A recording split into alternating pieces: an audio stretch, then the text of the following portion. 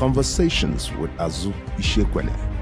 There are 1.4 billion Catholics in the world, 281 million of whom are Africans. Of this number, only 153 cardinals will converge to elect a replacement for Pope Francis.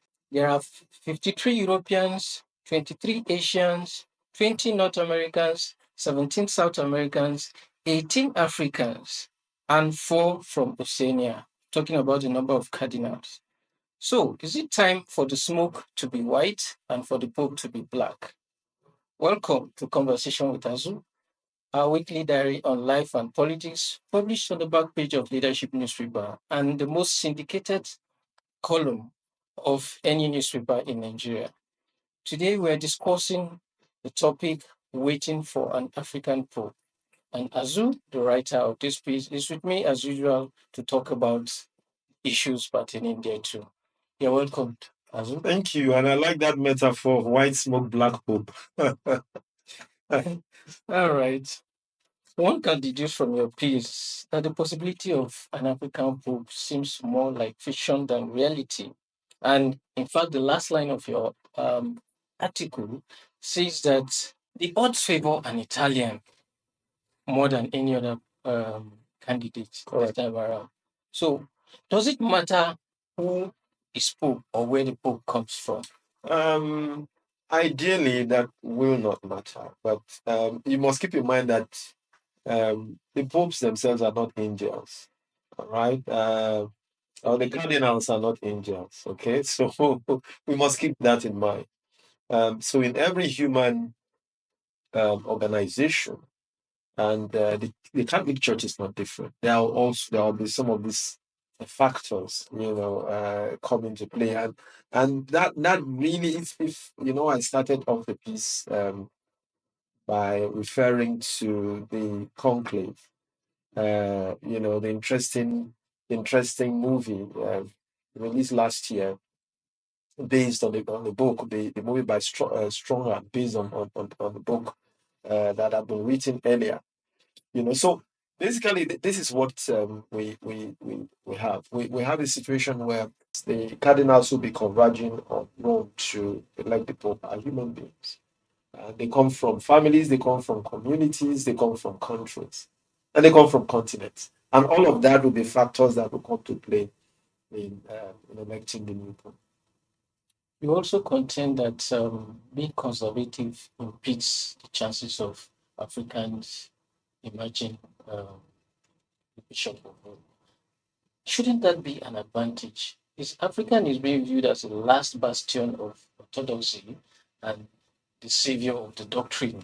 I mean, how do you respond to that? Again, you see that there are a number of factors that will come into play. When this and that has been the case over the centuries, although there have been changes over time.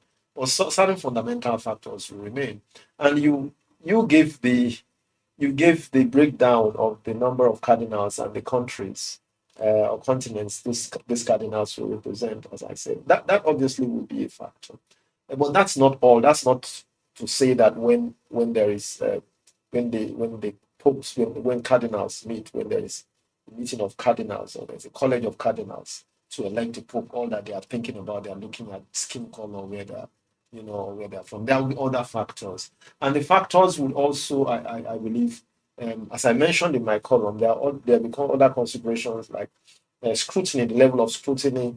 There will also be factors like the financial viability of of the regions, in terms of the net assets of the Catholic Church, So these are other factors that will come into play, and of course, there are also those who are thinking or who are saying that the trend that the current pope has set, has been tagged a reformist pope, and that there are members of the church and cardinals who also perhaps will look for that the reforms that the pope has started, for those reforms to continue. So these are all the factors, and whether the people who are going to be elected, how they represent, where they fall in the spectrum of this of the values, of the reform values that the Pope has started.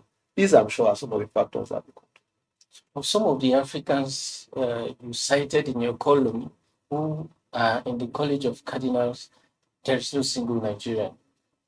Yes, well, this time, unfortunately, not. But we've had Cardinal Arinze in the past, Arinze in the past, and it was and them. Cardinal Okuje and Co. So above 80. they are both 80 because there's also an age bracket. So if you are 80 and above, you are not eligible. Now, talking about the lack of scrutiny, the lack of scrutiny for the African cardinals, why don't you understand what that means? Oh, well, that means essentially testing your ideas, in terms of testing the ideas and values that you stand for. How widely tested are these ideas? How widely, some of the values that you champion, how widely tested are some of these, both within the church and in the larger global space. So these are some of the things that will come into play. So when I talk about scrutiny, I actually mean testing the ideas by which you stand. And interestingly also, in the case of Cardinal Adeyemi in the movie that I watched, you're also testing the background, what sort of background, some of the things that you thought you had done privately in the closet, some of those things obviously will come into play. And there will be those who will be willing to call you out on some of the things that you thought you had done privately.